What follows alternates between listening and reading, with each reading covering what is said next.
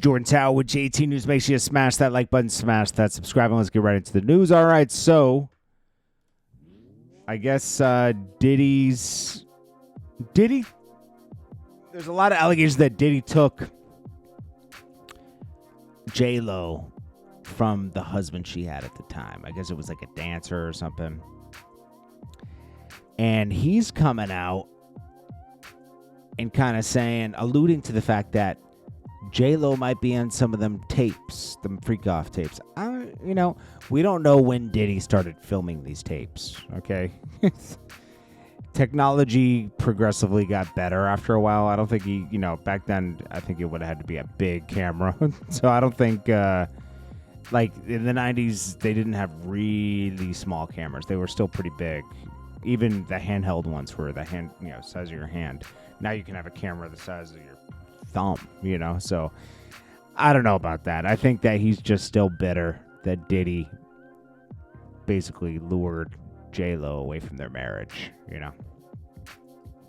Then we got Dame Dash pays respect, I should say, to TJ Clark Kent. Just someone that was very important to hip hop, not just for the records he produced, but just for DJing and the links he connected. He connected the links for Rockefeller and a bunch of other stuff. He produced big records on Reasonable Doubt, Brooklyn's Finest, Cashmere Thoughts. Those are two of my favorites. He produced records for Notorious B.I.G., Life After Death. I think he produced Sky's the Limit too, right? Sky's the Limit, and he also produced for Junior Mafia, featuring Notorious B.I.G. He produced a lot of just classic records. This is just a small portion of them. Key Sweat, Shaquille O'Neal, Slick Rick. Yeah, man. Here's what Dame Dash had to say right here. Where is it?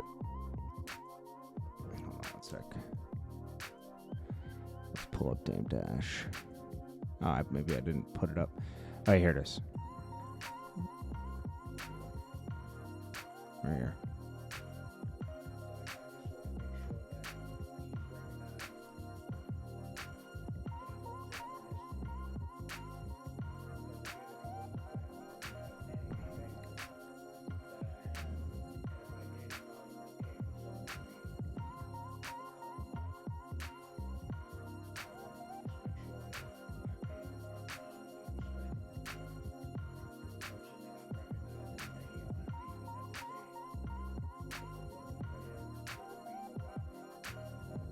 And that's awesome, And Dame Dash, you can tell he's visibly, this is someone that was close to him. This isn't just somebody in the music industry that he's saying, oh, yeah, sorry. Nah, this is somebody that meant a lot to him. Young Thug, mistrial could go down on Monday. They're still having talks. They're going to continue talks on Monday. There's protests supposedly happening outside of the courthouse, but yeah, it wasn't crazy protests, but if they don't declare a mistrial right now or do a plea deal and let Thug out, there's just too much BS we've seen in this case that it's just like, you guys were just trying to drag Thug. Honestly, they have to. Okay, so if they did a mistrial right now, I think there is a way Thug can try to take the state to court and try to get his legal fees back, right? Because he's spending millions of dollars on legal fees just to fight for his freedom right now.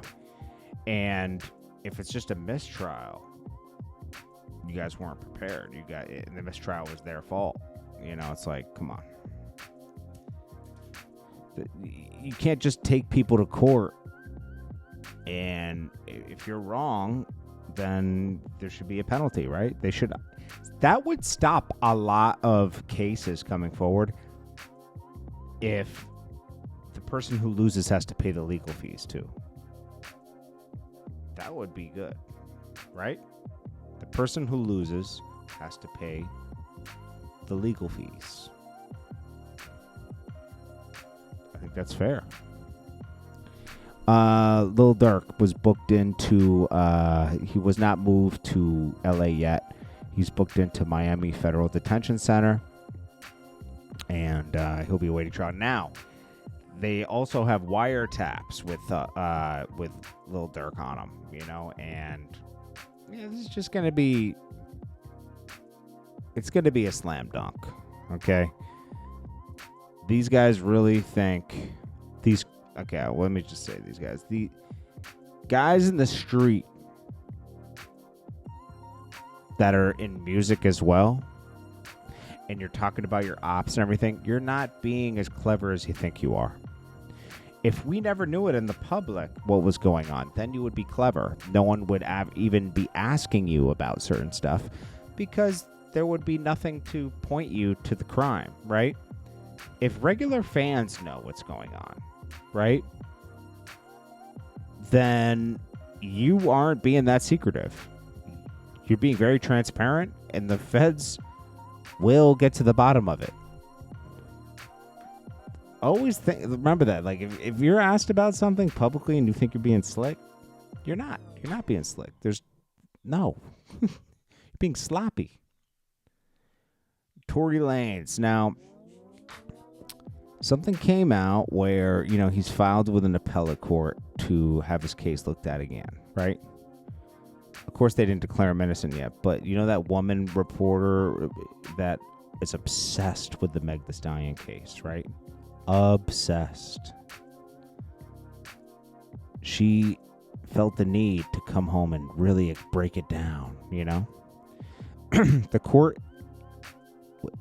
has read and considered the petition of writ of habeas corpus filed on October 3rd, 2024. Good reason appearing the petition will be considered together with petitioner's pending appeal in case, you know, they give the case number, and the prior petition of writ of habeas corpus and another case number, which is pending along with the appeal. The Attorney General is directed to serve and file preliminary response to the current petition for the writ of habeas corpus on or before. So that's basically the ADA or something. They're going to come back and say, yeah, they're going to give their case to why it shouldn't be appealed. And we'll see where it goes from there. It's just moving to the next step. And they have to consider this. So he has one from last year, the driver's statement, but according to the docket, lawyers filed another one this week. The court somehow granted. This woman is really obsessed, though. My gosh. She needs help, bro. Yeah. Anyways, this is Jordan Tower with JT News. I'll check you guys in the next one. Smash that like button. Peace. Jordan Tower. New.